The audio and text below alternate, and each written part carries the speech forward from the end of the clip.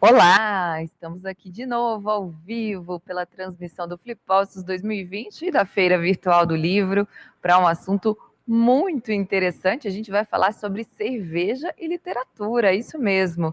Antes de eu contar para vocês do que será agora essa discussão, esse bate-papo, quero agradecer a GSC Eventos, 31 anos de eventos especiais online e presenciais, e também a Nube, que estão fazendo tudo isso acontecer. Agora, gente, vou contar um pouquinho dessa história aí de cerveja artesanal e literatura, é isso mesmo, um workshop sobre cervejas artesanais, com o escritor e mestre cervejeiro português Afonso Cruz. O renomado escritor também se dedica à arte cervejeira e trará para o universo do Flippostos virtual alguns truques e dicas para se elaborar uma boa cerveja. Entre histórias e causos portugueses, Afonso nos leva para o mundo das boas cervejas, inclusive as que ele mesmo produz. A participação está aqui comigo, essa participação maravilhosa da Fernanda Garcia, ela que é sommelier de cerveja da Gonçalves, aqui em Poços de Caldas. Muito boa tarde para você, Fernanda. E aí, como é que é ser uma sommelier de cerveja? Boa tarde, agradeço também a todos aqui da Nube, você, a Helena, especial a Gisele pelo convite. É um prazer estar aqui falando sobre cerveja, né? É um prazer ser sommelier de cervejas, né? Um mundo que eu digo que é totalmente masculino, onde as mulheres estão cada vez mais nesse mercado, e é onde a gente consegue muito utilizar de aromas, de essências, e uma variedade gigante desse mundo, né? Que é o mundo de bebidas. É o poder da mulher, graças a Deus, em todos os âmbitos profissionais, né? Fernanda, agora é com você, esse ótimo papo com o Afonso, a gente vai ficar só curtindo e acompanhando. Uma ótima live para vocês. Muito obrigada, viu?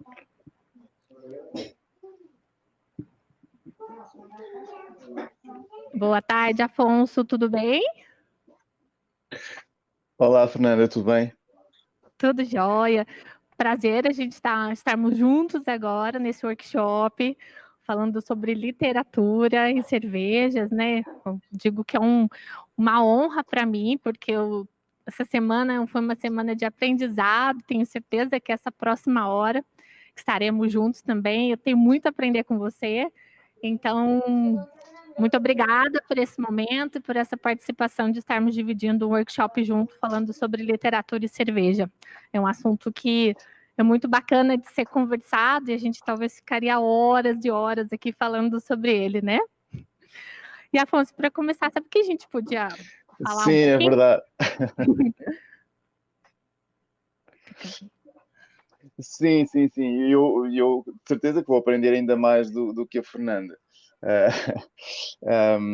E é um assunto. Bom, antes de mais, queria desejar boa tarde e agradecer a presença de quem está aqui a ouvir-nos virtualmente, infelizmente. E também, claro, a organização, em especial a Gisele. E a cerveja, de facto, é um mundo fascinante. E, curiosamente, ontem também falámos desta questão de a cerveja ser quase um mundo de homens. Hoje em dia, nós pensarmos na cerveja e pensarmos em homens, e que não é um trabalho ligado ao feminino e às mulheres, mas curiosamente, historicamente, eram as mulheres que faziam cerveja. E ainda hoje, se nós visitarmos algumas tribos indígenas, são as mulheres que fazem as bebidas alcoólicas. E isto porque, mal ou bem, a cerveja sempre esteve ligada à cozinha, à nutrição, e, e tradicionalmente sempre foi um trabalho de mulheres. Havia inclusivamente em Portugal, não há muitos anos, estamos a falar de há 200, 300 anos, uma série de mulheres no sul de Portugal que faziam uma cerveja muito especial em Faro. Então, até determinada altura, as mulheres, de certa maneira, dominavam o mundo do fabrico da cerveja. Depois passou para os monges e tal, mas houve ali um período. Isso é verdade. Eu digo que as mulheres hoje dividiu um pouquinho, né? Tem muitas mulheres na administração de cervejarias. Eu sou um exemplo dela, aqui em Poços, né? Estou na administração e também sou sommelier de cervejas. E ficou um mundo um pouco dividido, né? Os homens ficaram mais na fabricação, que é um trabalho mais pesado, e as mulheres como na parte da sommelieria. Por que isso, né? Quando a gente até fiz o curso de sommelier, a metade das mulheres, metade da sala eram mulheres e metade eram homens. Por quê? As mulheres ela têm muito mais o olfato mais aguçado, até por cozinharem mais, pela parte dos perfumes, né? Então é algo que as mulheres se desenvolvem muito mais fácil do que os homens. Os homens realmente têm uma dificuldade grande de sentir, né, o aroma. Então, às vezes, a gente faz uma análise sensorial, eles demoram bem mais tempo para descobrir qual é a característica da cerveja quando se faz uma degustação às cegas do que as mulheres, né? Então, é muito interessante esse ponto, né?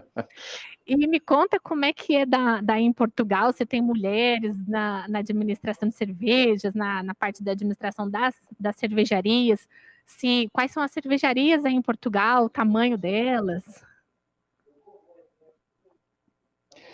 Não, em Portugal há de facto poucas mulheres, há algumas, mas não são muitas. Mas eu também acho, como é o teu exemplo, que as mulheres estão a tornar-se mais educadas do que os homens, estudam mais, há mais mulheres na universidade, há mais mulheres a tirar cursos superiores, a estudar mais, e é um caso para que eu acredito que a médio prazo as mulheres possam aqui, pelo menos, conseguir paridade no que respeita às cervejas, e espero que em todas as áreas sociais.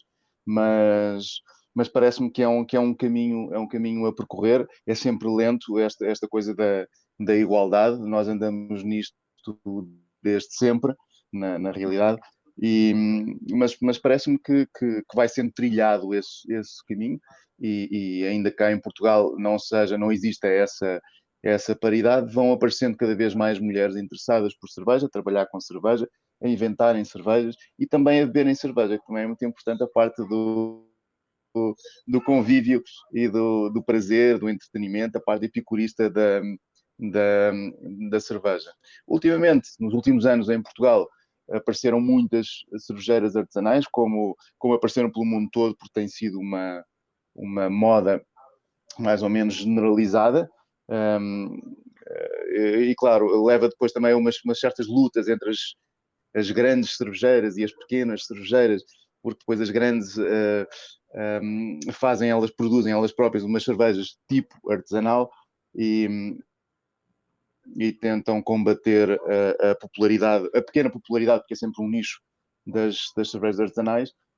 Mas enfim, estes pequenos movimentos, estes pequenos nichos, têm uma grande vantagem, que é eles criam coisas, eles criam novidade, eles criam ruptura e, portanto, não estão presos ao marketing e a determinado mercado. Eles podem investir num tipo de cerveja que nunca foi experimentado, porque essa é uma das grandes virtudes da cerveja, ao contrário, por exemplo, do vinho. Eu testo comparar uma coisa e outra, mas como vem sempre à baila, como vem sempre à colação, este tipo de comparação, mas é preciso reconhecer que a cerveja uma receita de cerveja pode levar todos os ingredientes que nós consumimos. Qualquer coisa que nós comamos. A cerveja pode levar carne de porco, pode levar chocolate, pode levar o que nós quisermos. E, portanto, não é feito praticamente de uma única matéria-prima, como é o caso do vinho. Ou seja, a cerveja é uma receita e, por isso mesmo, é quase infinita nas suas possibilidades, nas suas hipóteses. Nós podemos criar receitas e mais receitas e mais receitas e mais receitas e não parar nunca. E então há aqui alguma beleza nesta... É verdade, Afonso. Aqui no Brasil, aqui em Poços também, muito rico em frutas, né? Então, a grande maioria dos mestres cervejeiros, eles têm o prazer mesmo de inventar. E isso faz parte do artesanal, né? A degustação, a criatividade. porque o massivo ele já é pronto e segue aquela receita, né? Então, cada vez mais tem colocado frutas, café, a região aqui é muito rica em café. Então, é uma cerveja que ela vai criando aquela personalidade, né? O que em Portugal se usa muito nas cervejas que se colocam aí, que é comum do país e as pessoas criam e fica uma cerveja bacana? Bom, o que acontece cá é que a tradição cervejeira era muito reduzida, até porque nós quase que podemos ter isto como regra, que um país que produz um bom vinho normalmente tem uma má cerveja, e os países que não produzem vinho, em que as videiras não se dão, que não têm clima para videiras, normalmente produzem boas cervejas. E Portugal é um país com bom vinho, eu até diria que é um país com muito bom vinho, e mais do que isso, qualidade e barato, um bom preço. A cerveja foi sempre um pouco menorizada em relação ao vinho. E, portanto, há pouca tradição cervejeira, houve pouca tradição cervejeira em Portugal, ainda que nos últimos anos tenham aparecido, como disse antes, algumas as cervejeiras artesanais que correspondem a esta moda do mercado. E aí, sim, elas são inovadoras e tentam acrescentar novos ingredientes às receitas, e às vezes recuperam muita coisa que tem que ver com determinadas regiões do país, como por exemplo as bolotas do carvalho que dá a cortiça, que é o sobreiro, aqui do Alentejo, da região por acaso onde vivo, mas também tentam fazer cervejas com as leveduras do vinho, de zonas vinheteiras como a Bairrada, e tentam fazer, e fazem cerveja com por exemplo, batata doce, com outros tipos de açúcares provenientes de outras culturas agrícolas, e que não as tradicionais da cerveja. E também a inclusão de algumas ervas aromáticas que não são de todo as mais tradicionais na cerveja. Já foram, mas a cerveja historicamente tem aqui um período de viragem com a lei da pureza alemã, em que os alemães basicamente proibiram determinados ingredientes. E entre eles estavam muitas das ervas aromáticas que eram usadas na cerveja. E eles disseram que a única erva canónica a poder entrar na cerveja era o lúpulo. Ainda que os belgas tenham mantido a tradição de acrescentar coentros, acrescentar casca de laranja, uma série de coisas que dão aroma, coentros, cominhos também. Mas a cerveja perdeu um pouco da sua riqueza nessa altura. E agora está a ser recuperada cá em Portugal, como está a ser recuperada, eu acho que no mundo todo, que é a inclusão nas receitas de ervas de todo o tipo, ervas aromáticas de todo o tipo. E isso é muito, muito, muito interessante para as localidades, para as próprias cervejas e para o fruidor, para o consumidor, porque ele vai ter, quando prova uma cerveja, uma experiência completamente diferente daquela que está habituado, ou aquela que é expectável quando bebe uma cerveja industrial, uma lager qualquer, como seja uma Budweiser, ou uma coisa qualquer desse tipo. Sim. Sim, é verdade, porque mudou um pouquinho de seguir somente a lei da pureza, né, que é a água, malte, lúpulo e levedura, né, então se acrescentam outros ingredientes, né. Falando um pouco, né, do meu lado, que eu adoro, que é o lado da sommelieria e harmonização de cervejas, que eu acredito que muitas das pessoas gostam, porque quando a gente toma um estilo correto, com um prato correto, você até sobrepõe sabores, né? E eu digo que às vezes as pessoas falam, eu não gosto de um estilo, não gosto de outro. É porque às vezes ela não descobriu o estilo certo, ou quando ela come algum prato muito forte, com uma cerveja muito leve, ela também não fez uma harmonização correta, então ela não sente aquele gosto da cerveja, fala, essa cerveja é muito fraca, essa cerveja é muito forte. Então, o lado da harmonização, ela pesa muito quando a gente faz a degustação das cervejas artesanais, né? Hoje até brinquei e trouxe aqui, depois eu compartilho uma receita que dá para utilizar a nossa IPA, que é um estilo que a gente faz muito na cervejaria, que dá para ser muito criativo, né? Usar em molhos, Nossa, tem uma gama de opções onde você pode misturar a cerveja e fazer com um bom prato, né? E o que Portugal realmente, o forte é a harmonização com o bacalhau ou tem algum prato diferente em Portugal onde a gente pode fazer as melhores harmonizações? Conta pra gente quais são os pratos, as melhores harmonizações aí em Portugal. Bom, Portugal, ainda que não pareça, tem uma cozinha muito variada. Não, o problema da cozinha portuguesa, ao contrário de algumas cozinhas internacionais, como, por exemplo, a italiana ou a japonesa, é que elas são standardizadas e podem ser exportadas. E a comida portuguesa não, porque depende da matéria-prima fresca. E, portanto, há determinado tipo de matéria-prima que é muito difícil de exportar e, portanto, alguns pratos são muito difíceis de levar para outros países. Eu lembro-me de há uns anos, num festival de literatura que foi convidada em Bali, e nesse festival eles pediram para cozinhar para as pessoas que estavam a assistir. E que durante a confecção do prato eu iria falando um pouco de literatura, um pouco dos meus livros. E curiosamente, eu na altura tentei fazer um prato tradicional alentejano e não me era possível, porque não conseguia ter determinado tipo de queijo lá, não conseguia ter determinado tipo de ervas lá, e acabei por desistir do prato tradicional, ou tão tradicional, e fiz uma coisa mais banal. Mas isto para dizer que há alguma riqueza na cozinha portuguesa que é universalmente desconhecida. Portanto, os portugueses sabem que é assim, mas fora de Portugal não se reconhece essa diversidade. Ora bem, o que acontece com a boa nova das cervejas artesanais é que também elas são tão ricas e diversas, ou podem ser tão ricas e diversas, que nós podemos encontrar cervejas que possam harmonizar com os pratos, com pratos das origens mais diversas. Curiosamente, eu já fui uma espécie de embaixador de uma das grandes cervejeiras portuguesas e na altura foi precisamente sobre a harmonização.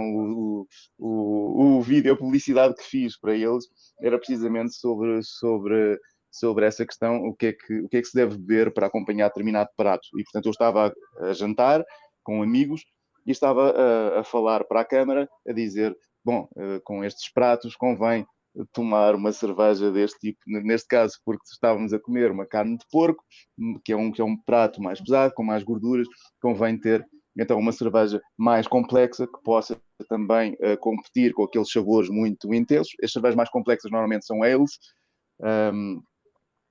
têm uma complexidade próxima à do vinho, por exemplo, e portanto criam, e são também bebidas a uma temperatura mais baixa do que as lager, o que significa que tem um sabor mais intenso. E portanto neste caso seria, por exemplo, uma lager. Claro que algumas ervas, por causa dos seus próprios óleos aromáticos, ajudam também a digerir a comida e portanto convém que as pessoas também saibam a conjugar as coisas. E eu até acho que isto é uma percepção muito trivial. Toda a gente deveria ter esta noção mais ou menos intuída. Ou seja, eu quando me sento num restaurante e peço, sei lá, um fazão, que ficou 3 dias a marinar e não sei o quê, e depois peço uma Fanta laranja para acompanhar. E parece-me estranho que alguém faça uma combinação deste tipo, né? Então nós já sentimos que existe aqui algum cuidado a ter com a bebida que se pede para acompanhar de determinados pratos.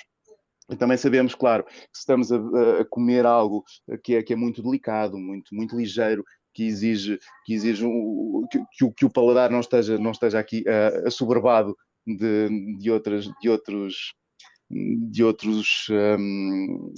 fontes, então temos de consumir uma cerveja também ela que seja mais leve e que possa cooperar com aquele prato. E o mesmo em relação ao calor, em relação ao frio, há muitos fatores que contribuem para isto. E não só, também o tempo que estamos com as pessoas. Se estamos a beber durante muito tempo, convém não escolher cervejas muito alcoólicas, porque obviamente embebedamos com mais rapidez e, portanto, a noite flui com menos graça. Portanto, tudo isto são fatores a ter em conta quando se escolhe uma cerveja. E as cervejas podem ir de 0% de álcool, como sabemos, até agora fazem cervejas com mais de 20% de álcool, mas até determinada altura o máximo era cerca de 12, porque as leveduras morriam a partir dessa percentagem. Mas 12 é uma cerveja com uma percentagem alcoólica equiparável à do vinho. Normalmente é uma cerveja com o mesmo grau de complexidade, etc. E, portanto, pode acompanhar os mesmos pratos que se exige a um vinho tinto encorpado.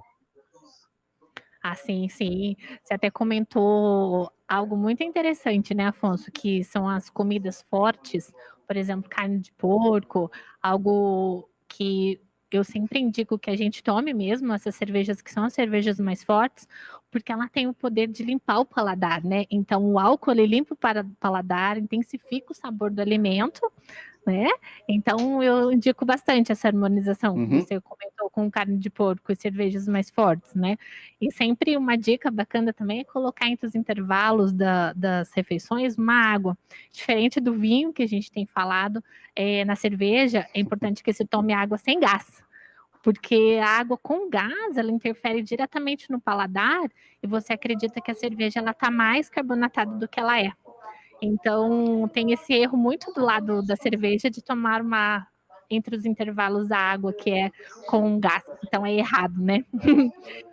E o Afonso, a gente falando, mas você não sobre livros e tal, mas você não contou como você entrou no mundo da cerveja, né? Por quê? Como você entrou nesse mundo? Qual o estilo que você mais gosta de produzir?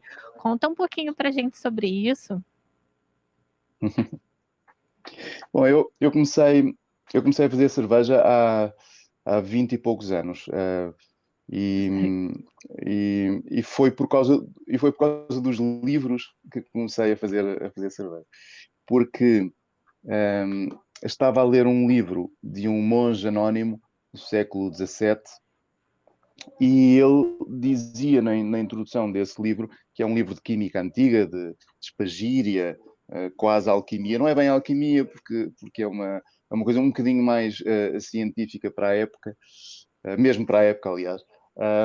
E ele dizia uma coisa muito curiosa na introdução, que era a cerveja, o fabrico da cerveja, permitia àquele que a produzia perceber o universo.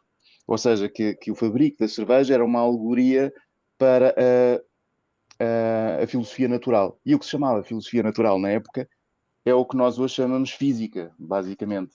E, portanto, o que ele estava a dizer era que, ao fazer cerveja, nós percebíamos o funcionamento intrínseco do universo, ou essencial. E eu achei muito curiosa esta premissa, como é que fazer cerveja nos permite conhecer o universo. E então, por causa disso, por causa da curiosidade, comprei material suficiente para fazer a minha primeira cerveja. Na altura encomendei de Londres, porque não havia nada em Portugal, e encomendei de Londres então uma cuba, comprei uma panela, comprei um fermentador e os primeiros os ingredientes, e fiz a minha primeira cerveja, que era uma lager muito simples. Mas curiosamente foi a única lager que fiz na vida. Depois passei a fazer sempre ales, que é o tipo de cerveja que eu mais gosto, especialmente as ales belgas. A minha cerveja favorita é uma ale belga feita num mosteiro em Rochefort. É Rochefort 10, a minha cerveja de eleição. mas começou precisamente por causa deste monge, por causa dos livros e às vezes as pessoas perguntam-me, e realmente dá para perceber o universo através do fabrico da cerveja? E eu já escrevi algumas coisas sobre isto, e de facto há umas alegorias e umas metáforas que são possíveis de encontrar no fabrico da cerveja e transpô-lo para a filosofia, sem dúvida. Mas eu continuo a achar e a dizer que é mais fácil perceber o universo bebendo cerveja do que fazendo cerveja. Isso é verdade. E não é só a cerveja, né, Afonso? Também tem a cerveja, a música que você faz, né? Então, é o complemento dos cervejeiros, né? A pessoa gosta muito de Claro. cerveja, música e uma boa conversa, né? E uma coisa que a gente poderia pensar, ou algo assim, tirando o evento que é feito aqui em Poços, que é o da Flipossos, que é um evento onde tem muito incentivo pela leitura, onde se apresentam, né, muitos escritores. No geral, as pessoas leem pouco, né? Elas leem pouco. E como você acha alguma ideia ou algo que a gente possa trazer o mundo literário para dentro das cervejarias, onde as pessoas tivessem, que a gente incentivasse mais o mundo da leitura, onde a gente pudesse engajar as pessoas? Porque é um mercado que cresce a cada dia, né?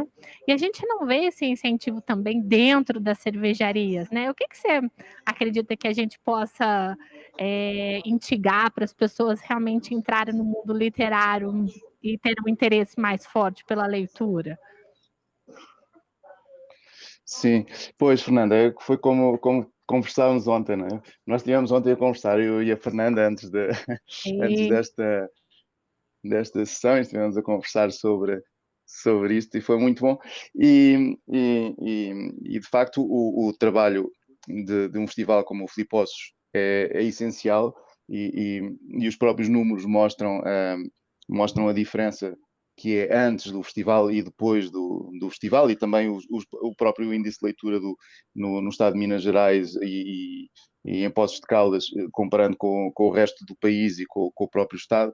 E, portanto, é muito importante ter estas iniciativas, é muito importante fazer chegar a leitura às pessoas, haver proximidade entre os escritores e os leitores, haver proximidade entre o público que não é leitor, mas pode vir a ser um leitor.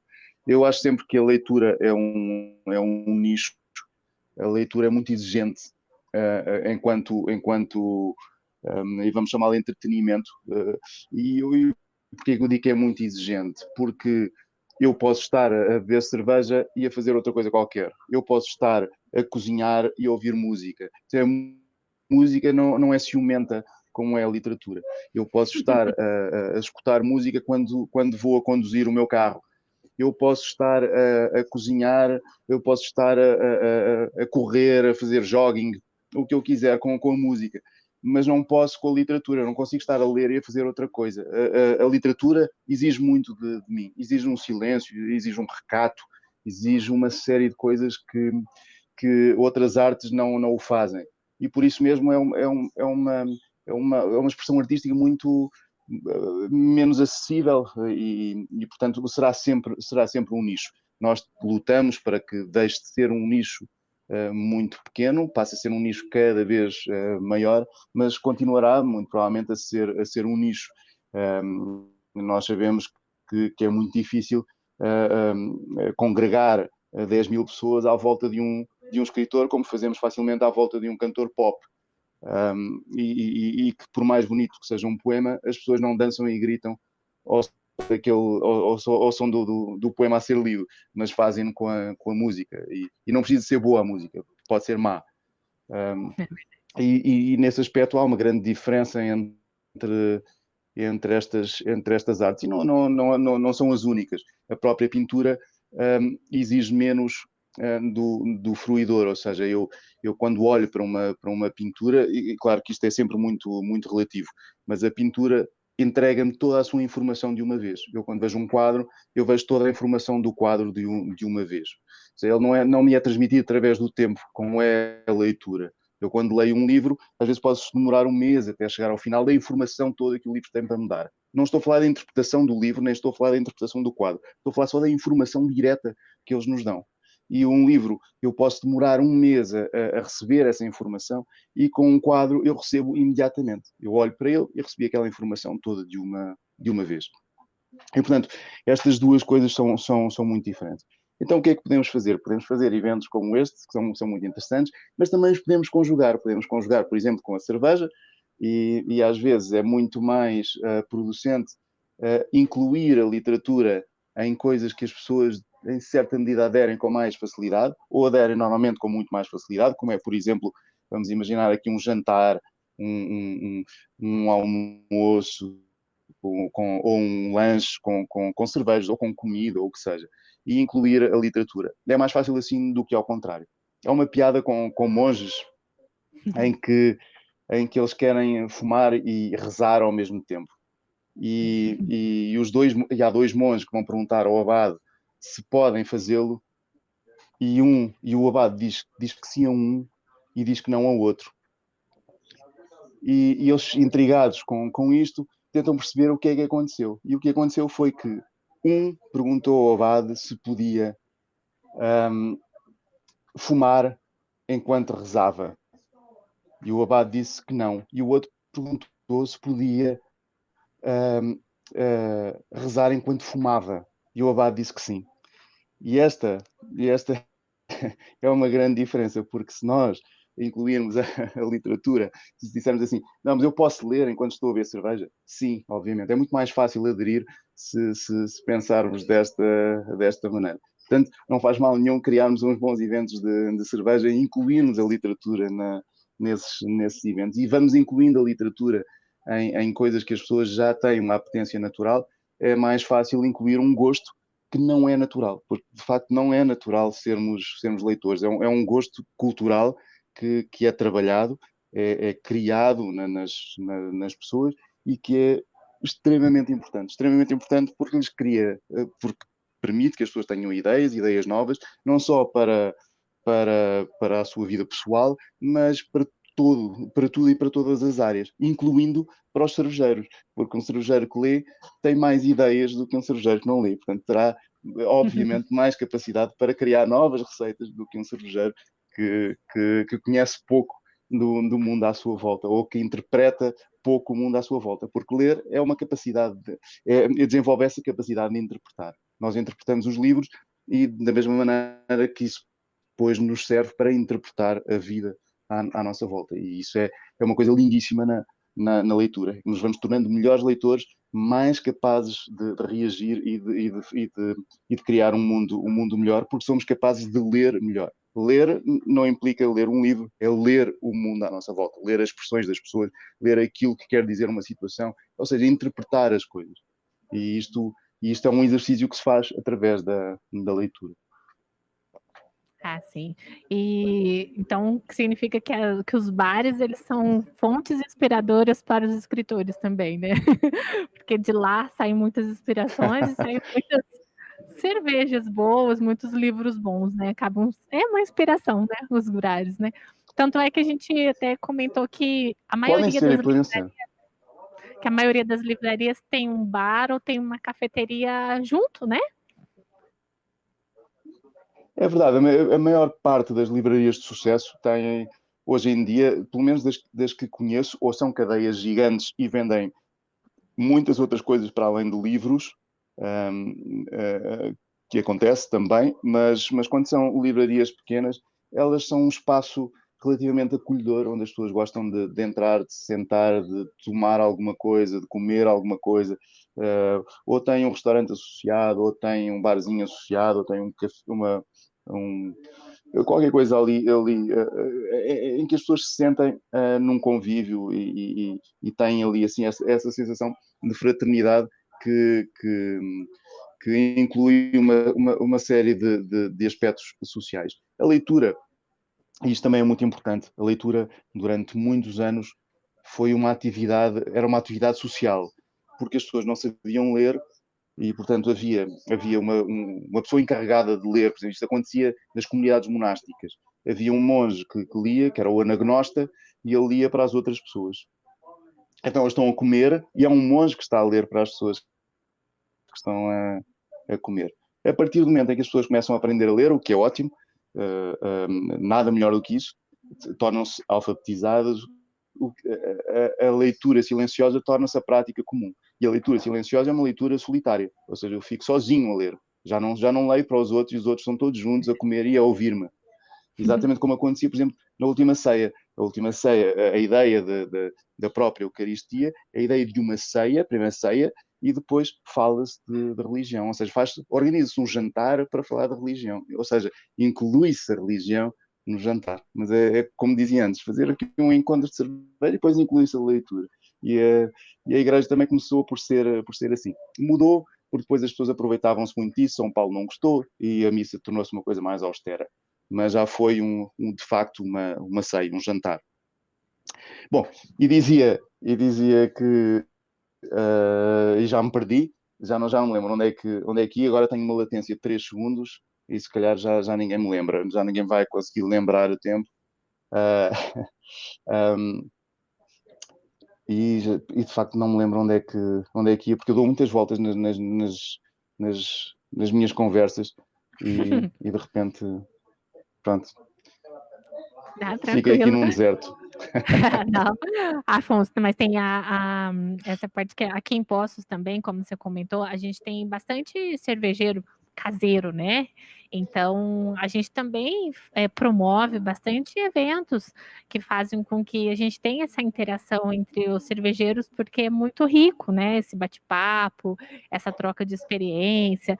Então, recentemente, a gente até fez uma harmonização às cegas, onde a gente convidou todos os cervejeiros e eles foram fazendo uma degustação e fomos colocando notas na cerveja. E a cerveja que foi a premiada, a gente está com ela servindo como uma forma de incentivar esse bate-papo, essa interação no bar. Bom. E como que existe esse movimento também em Portugal? Como que tem essa interação entre os cervejeiros caseiros e as cervejarias? Como é esse movimento aí ligando até literatura, cerveja, música? Como que tem essa movimentação? Como que é aí no país? Está a começar. E agora já me lembrei onde é que ia. Eu estava a dizer que agora a leitura é silenciosa e, portanto, as pessoas têm uma relação pouco social com a leitura, ou seja, ela não é partilhada.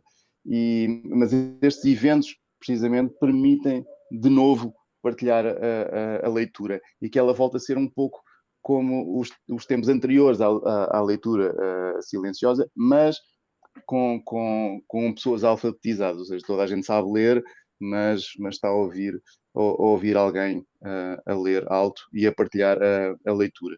E isso é muito bonito e vai ao encontro daquilo desta nova pergunta, que tem que ver se nós, aqui em Portugal, estamos a organizar eventos que possam conjugar os livros e a cerveja, por exemplo, ou a ideia de estar em conjunto com a própria leitura ou eventualmente com a cerveja.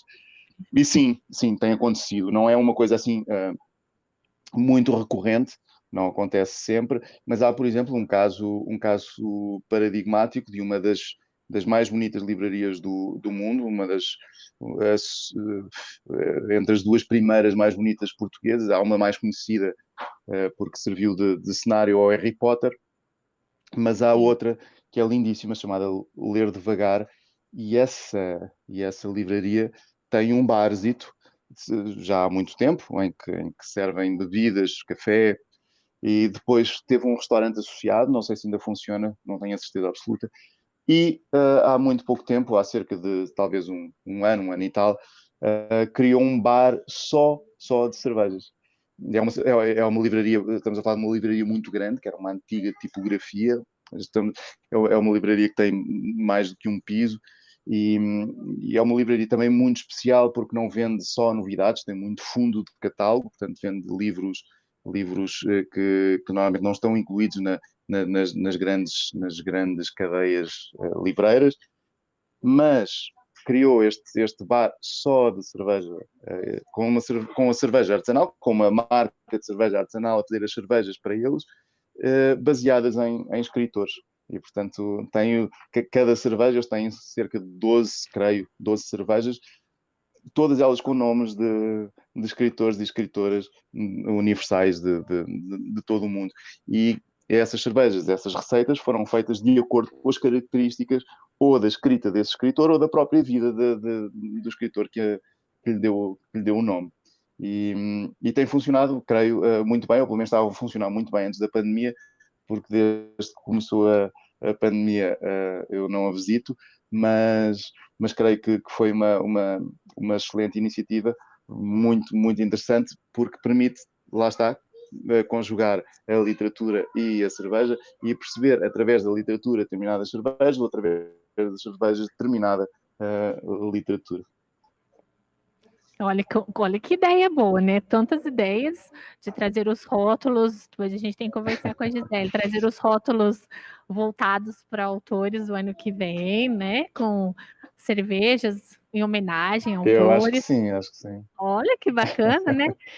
E a gente tinha, ontem até eu falei que eu pesquisei uma reportagem que eu achei muito interessante, que é na República Tcheca, onde num evento literário, eles colocaram a máquina de escrever disponível para as pessoas, enquanto as pessoas iam escrevendo algum poema, caía um copo de chopp, né? E foi um sucesso na República Tcheca. E hoje em dia ainda tem nessa cervejaria como exposição. E vamos colocar isso ano que vem, talvez não como uma máquina de datilografia, mas a gente pode colocar alguma coisa computadorizada em que a pessoa recite algum poema e Claro. ela toma um copo de chopp. Já pensou que bacana e que incentivo, né, das pessoas fazerem isso num evento literário, né?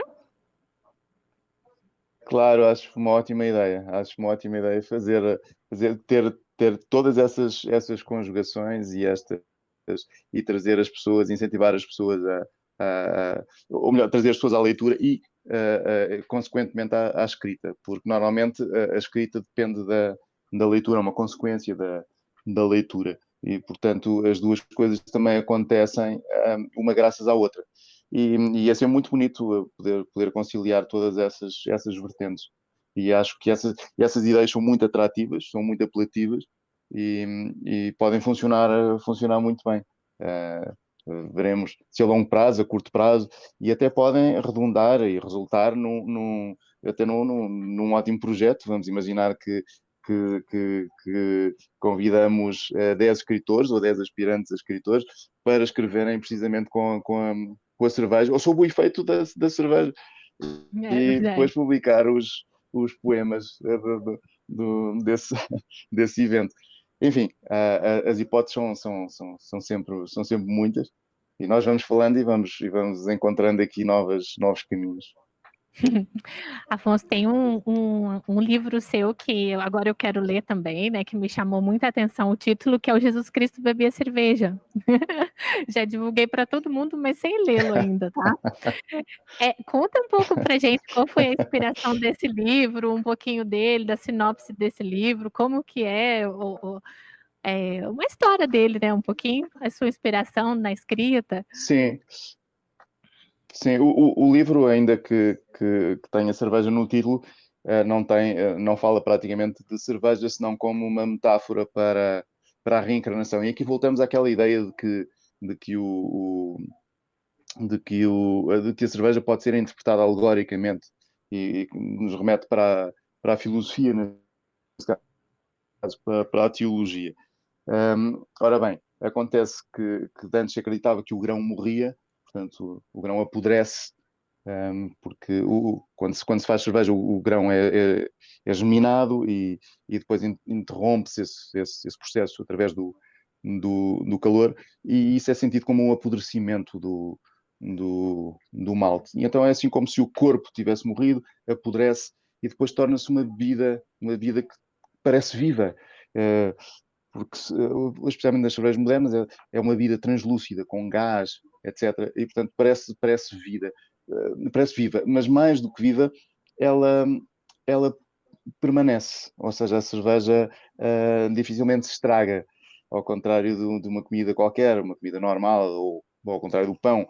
E, portanto, o que acontece com a cerveja, que é pão líquido, de facto, porque são os mesmos ingredientes, ela vive, ela permanece, ela dura muito tempo. E, portanto, é um bom símbolo da ressurreição. E este livro é todo um pouco sobre a ideia de que na verdade, o que o amor de alguma pessoa nos pode fazer viver para sempre. Então é a história de uma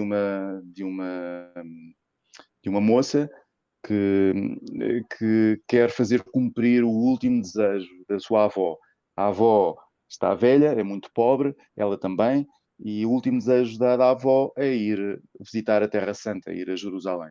Que, aliás, era o desejo da minha avó também. E eu nunca pude fazer cumprir o desejo da minha avó, mas depois escrevi um livro em que há uma personagem que cumpre esse desejo da avó. E, portanto, de certa maneira, cumpri-lhe o desejo de outra forma, de outra maneira. Mas neste livro o que acontece é que, não tendo dinheiro, não tendo possibilidade, a avó está muito doente, não tem capacidade para ir até, está muito debilitada e não poderia, mesmo que tivesse dinheiro, não poderia ir até à Terra Santa. O que eles fazem, o que essa moça e um professor fazem, é disfarçar uma aldeia vizinha, que a avó nunca tinha visitado, uma aldeia vizinha, de Jerusalém. Então as pessoas disfarçam-se dos estereótipos do que seria o habitante de Jerusalém, de judeus, árabes, etc. E, portanto, a percorrer as ruas vestidas assim, de modo a enganar a avó e dizer que onde tinham chegado, onde tinham ido, é a Terra Santa, é Jerusalém. E esta é a história do Jesus Cristo que bebia cerveja. Eu tenho um outro livro, de facto, que fala muito sobre cerveja, chama-se O Macaco Bêbado Foi à Ópera. Mas esse é um ensaio e não um romance. E como que é esse livro? Esse livro é um livro pequeno, é um ensaio bastante pequeno, tem na edição portuguesa tem cerca de 90 páginas e parte de uma teoria uma teoria científica sobre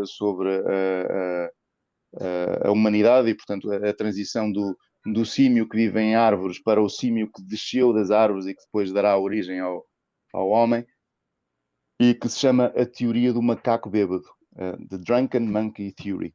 E o que esta teoria diz é que para ter um cérebro como o nosso, por exemplo, nós precisamos de muitas calorias, precisamos de alimentar este cérebro que come 20%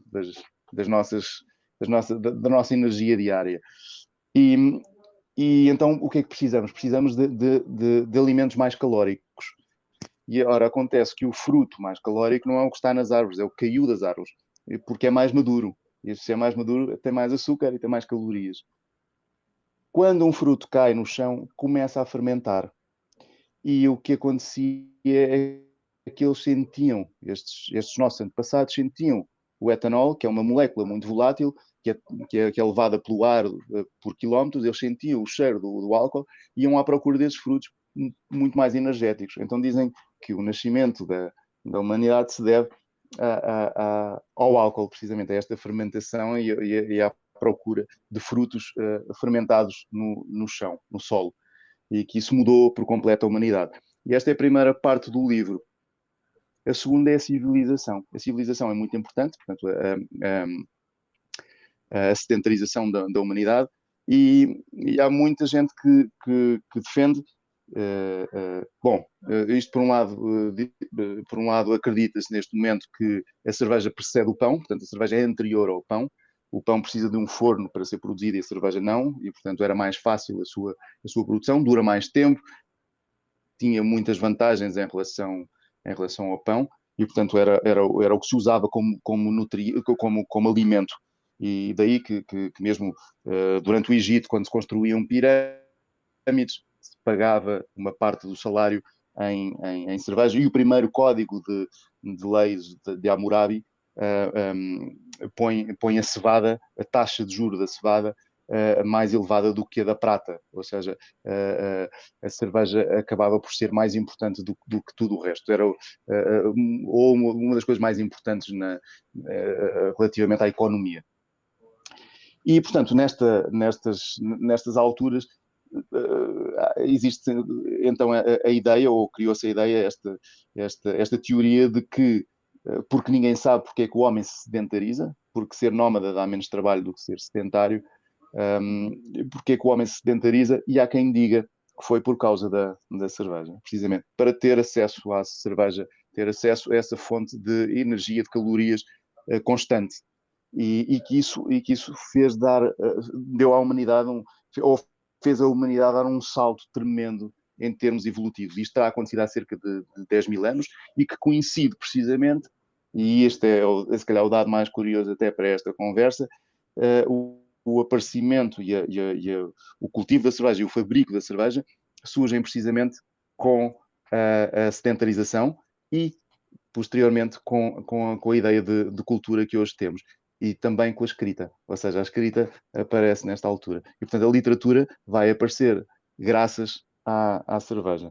A cerveja permite a sedentarização permite a escrita. A primeira escrita terá sido para guardar, para anotar, para escrever recibos, na verdade, para anotar quem é que deve a quem é que pertence isto ou àquilo, porque já se acumulavam coisas, portanto, bens e posses. E também para anotar alguns poemas, algumas rezas, alguns rituais, etc., que se tornaram importantes.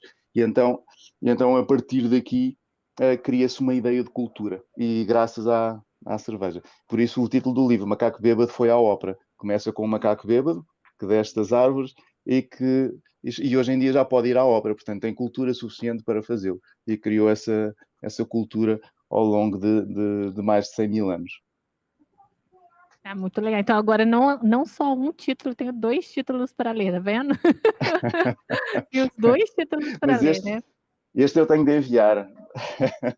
Esse Este não segundo tem. tenho de enviar porque não está no Brasil. O outro, sim. Entendi. E até para a gente Mas fica finalizar. combinado.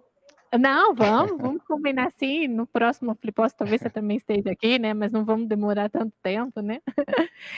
E Afonso, de todas as viagens, você já conheceu quase o mundo todo, né? Viajando, né? Ou já fez muitas viagens, né? De todas essas, qual Sim. foi o rótulo que mais te marcou de todos os países? De qual foi a cerveja que mais marcou? Que fala assim, vale a pena experimentar, não viva sem ela um dia. Sim, eu já falei dela. As cervejas de que mais gosto, as A cervejas que belga? mais gosto são cervejas belgas, sim. Eu visitei alguns mosteiros, existem 6 mosteiros belgas que fazem cerveja e que têm o selo terapista. E portanto são as únicas no mundo, há mais uma na Holanda. E que são as únicas em que são feitas, há cervejas de abadia, mas que não são feitas por monges, ou não são feitas dentro dos mosteiros. Estas que têm o selo terapista, nós garantem-nos esse tipo de coisa. Algumas não são feitas exclusivamente por monges, mas são feitas dentro dos mosteiros. E há umas que são muito conhecidas, são fantásticas. Há quem diga que a Vesterleteren, que também ela é feita por monges, que é a melhor cerveja do mundo. É uma cerveja que é muito difícil de comprar, não tem rótulo, e nós para comprarmos tem de ser num mosteiro, temos de dar a matrícula do carro, só podemos comprar uma palete, não podemos comprar mais do que determinada quantidade por pessoa, e eles não vendem mais quando se esgota e toda a gente quer mais. Eles dizem às pessoas, não senhor, isto é só para manter, nós só vendemos cerveja para manter o mosteiro. O que nós fazemos é rezar. E a cerveja é só para pagar as contas. Então fazem só o suficiente para isso. O que obviamente cria ali um déficit junto do público. Mas é muito difícil de comprar e é uma cerveja belíssima também. Mas a minha preferida é a Rochefort 10, que também de um mosteiro belga que fica a sul da Bélgica. Também produzem outras coisas, produzem queijos também. Tem 3 tipos de cerveja. Eu gosto da mais forte, a Rochefort 10, e é uma cerveja muito floral, que tem uma grande presença de lúpulo, não de amargor, aromático, e portanto ela não é uma cerveja à partida muito amarga, mas é uma cerveja muito aromática. Portanto tem um buquê muito, muito grande, é servida num copo muito aberto, precisamente para sentirmos esse buquê. É muito alcoólica, tem 11%, é também morena, muito, não é completamente negra ou escura, mas para lá caminha. Portanto é uma cerveja muito forte para degustar com calma, também com pratos fortes, no caso de estarmos a acompanhar comida. Há um queijo português açoriano picante, para falar em harmonizações, esse queijo picante que eu adorava comer e adoro comer, acompanhar uma Rochefort. E é uma cerveja que aconselho vivamente. Muito cara, porque é importada também, e por todas as cervejas que têm esta quantidade de malte, que é se calhar o ingrediente mais caro, ou que encarece mais a cerveja, faz com que elas depois cheguem ao mercado a um preço às vezes um pouco difícil de pagar. Sim, as cervejas belgas, elas são muito aromáticas, né? E tem que você comentou que elas não acabam, não mesmo, né? Tem cervejas de guarda que elas ficam a vida toda, você pode deixar guardada e ir tomando, porque ela não estraga, né? E realmente, as cervejas que são as cervejas Sim, claro. as mais lupuladas são as mais caras, porque o lúpulo é um ingrediente muito caro, né? Mas eu acredito, Sim. tem sido tendência, é o que o pessoal mais gosta mesmo, ela que tem esse buquê de aromas, porque ela desperta mais atenção, né? A cerveja aromática, muito gostosa, né? Sim, neste caso é um pouco diferente, porque é uma cerveja com muitos ingredientes. Estas cervejas belgas não são, distanciam-se muito da pureza do puro malte, e portanto tem esta cerveja, eu creio que leva flocos de trigo, é muito possível que leve sementes de coentros e por aí.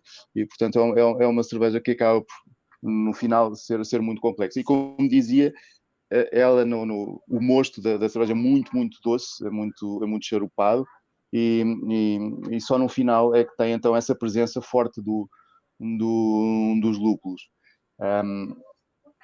Mas enfim, todas as cervejas, quase todas as cervejas, ou todas as cervejas dos mosteiros belgas são excelentes, ainda que tenham algumas variantes, algumas variações muito grandes. Não é propriamente um estilo conciso, ou seja, o facto de serem trapistas não faz com que elas sejam parecidas entre elas, porque, por exemplo, a Orval, que eu também visitei o mosteiro de Santa Maria de Orval, é uma cerveja que tem lúpulos selvagens que foram já domesticados pelos monges, e portanto tem um sabor muito peculiar, e é também e são cervejas mais, é uma cerveja, na verdade, eles só têm aquela, acho eu, mais leve, tem cerca de 5% de álcool, estamos a falar de metade de uma Rochefort 10, por exemplo. E, portanto, é outro tipo de coisa. Mas sim, esta diversidade, e a Bélgica é um mundo para isto, porque quaisquer localidades que visitemos, todas elas têm uma cerveja local, todas, pelo menos uma. E há até um bar muito conhecido em Bruxelas que tem um menu com 2.000 ou 3.000 cervejas, já não me lembro. E, portanto, nós podemos escolher entre 2.000 a 3.000 cervejas, o que é notável para se perceber também o que é que significa isto e a dimensão da diversidade da cerveja. E os belgas também têm muita cerveja de lúpulos selvagens, que são relativamente incomuns, ou eram, pelo menos até há uns anos. Agora já há cervejeiros artesanais também a usarem os lúpulos selvagens do seu próprio território. Havia ali uns vales na Bélgica particularmente propícios para fazer este tipo de cerveja, e portanto isto faria com que a Bélgica fosse, se calhar, o país com uma riqueza maior em termos de tipos de cerveja. Porque de facto, eles produzem os três tipos, as três grandes famílias, digamos, porque elas dividem-se mais ou menos pelos três tipos de lúpulo que usamos, que são as ale, as lager ou estas leveduras selvagens que têm muitos nomes, e por isso é difícil são as Gueuze, são as Lambic e por aí fora, as Faro, tem muitos tipos e não sei muito bem como é que se chama qual é o nome umbrella para estas coisas. Mas de facto tem esta coisa excelente. E depois, como estavas a dizer, Fernanda, há também as cervejas para guardar, que é o nome que se usa em França, Bière de Garde, e que os ingleses chamam barley wine, e os belgas, nesse caso, normalmente, o que eles comparam a estes dois estilos é triple deles, porque este triple tem que ver com a quantidade de malte que é usado na cerveja. Sim, sim. Olha, mas modéstia à parte, eu tenho certeza que quando você vier aqui em Minas, em Poços de Caldas, depois que você experimentar a nossa, você vai mudar de opinião, tá bom? Será com certeza absoluta. E a Gonçalves passa a ser a minha preferida. Pode acontecer. Tenho certeza. Você vai estar citando uma bela IPA nossa aqui, e com certeza a gente vai ter oportunidade mesmo de tomar uma cerveja junto aqui em Poços de Caldas, e vai ser um prazer até experimentar um rótulo seu, a gente faz uma troca bem bacana, né? Boa. Combinado. Tá então, eu agradeço bastante, Afonso, acho que o nosso tempo aqui finalizou, né? Agradeço bastante por esse bate-papo, acho Muito que eu obrigado. aprendi bastante. Tenho aqui que ler alguns livros, depois a gente mantém até o contato para eu perguntar algumas coisas. Foi um prazer conhecê-lo mesmo e a gente trocar esses conhecimentos, né? Literatura agora voltada à cerveja vai ser algo que vai me chamar bastante atenção, e não era algo que eu chamava tanta atenção, então vou trazer bastante a literatura para o mundo das cervejarias, vamos discutir bastante também a respeito de ideias para o próximo Flipossos, que tenha bastante mesmo interação entre os livros e as cervejas, porque é um assunto que a gente ficaria horas conversando, né? A gente ficaria horas conversando. É verdade, sim. É inesgotável, o assunto da cerveja é inesgotável. É inesgotável. E muito obrigado por tudo, muito obrigado por esta conversa e obrigado por todas as visitas e pelos espectadores.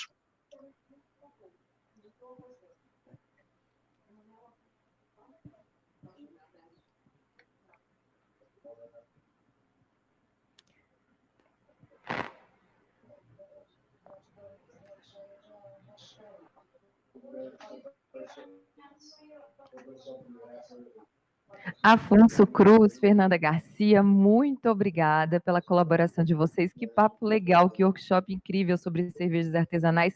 Quanto conhecimento há nessa arte da cerveja. A gente agradece muito a presença de vocês aqui, viu?